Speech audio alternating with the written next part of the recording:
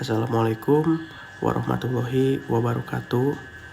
Pertama-tama saya izin berterima kasih kepada Bapak Dr. Eka Purwanda, SEMSI, dan Ibu Ida Jalilah Fitria, SEMM, dengan memberi kesempatan saya untuk membuat video tentang persamaan regresi. Perkenalkan, nama saya Muhammad Septiana dari kelas 7 dengan NIM 10124207. Video ini dibuat untuk memenuhi evaluasi tengah semester dari mata kuliah Statistika Bisnis. Yang pertama, apa itu persamaan regresi? Persamaan regresi adalah model atau garis yang menggambarkan hubungan antara dua variabel bebas atau X dan faktor yang mempengaruhi variabel terikat atau Y.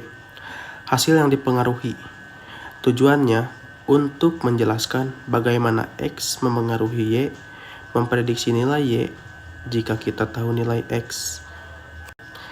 Contoh sederhananya, jika jam belajar meningkat, apakah nilai juga meningkat? Dan yang kedua, kenapa disebut persamaan? Disebut persamaan karena berupa hubungan yang tetap antara X dan Y. Setiap nilai X akan menghasilkan nilai Y yang bisa diperkirakan. Misalnya, X naik dan Y ikut naik. X turun, maka Y juga bisa ikut turun. Atau sebaliknya. Model regresi membantu menggambarkan pola tersebut dalam satu baris atau model. Yang ketiga, bagian-bagian dalam persamaan regresi. Walaupun tanpa rumus, regresi tetap memiliki 3 bagian utama. Yang ke-1, titik awal atau intercept. Nilai awal Y ketika X belum memberi pengaruh apa-apa. Ini seperti posisi awal garis. Dan yang kedua, arah dan kemiringan atau koefisien regresi. Menunjukkan berapa besar perubahan Y setiap kali X bertambah. Satu satuan. Jika nilainya positif, berarti X dan Y bergerak searah. Atau X naik, maka Y ikut naik. Jika negatif, berarti berlawanan arah, X naik dan Y turun. Yang ketiga, prediksi. Setelah model terbentuk, kita bisa memprediksi Y untuk nilai X tertentu. Ya, dan yang keempat, ada macam-macam persamaan regresi. Yang ke-1, ada regresi linear sederhana.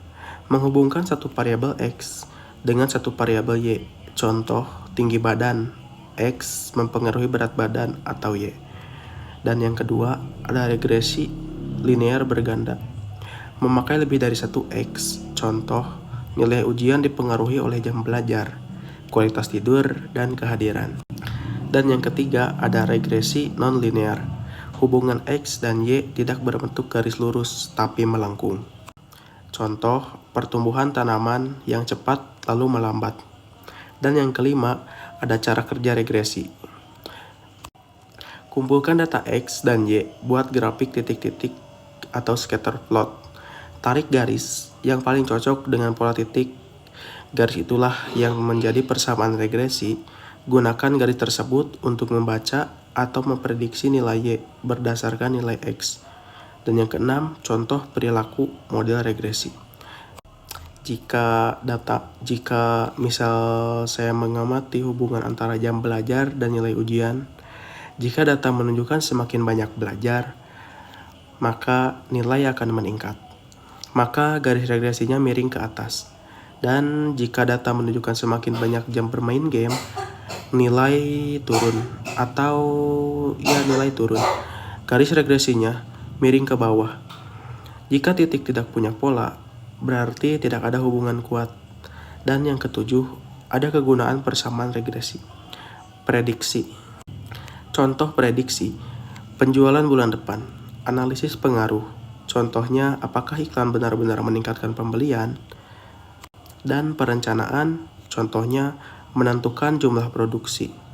Penelitian ilmiah atau menguji hubungan antar variabel. Sekian dari saya. Mohon maaf jika ada salah dalam menerangkan. Wabillahi taufiq wal hidayah. Wassalamualaikum warahmatullahi wabarakatuh.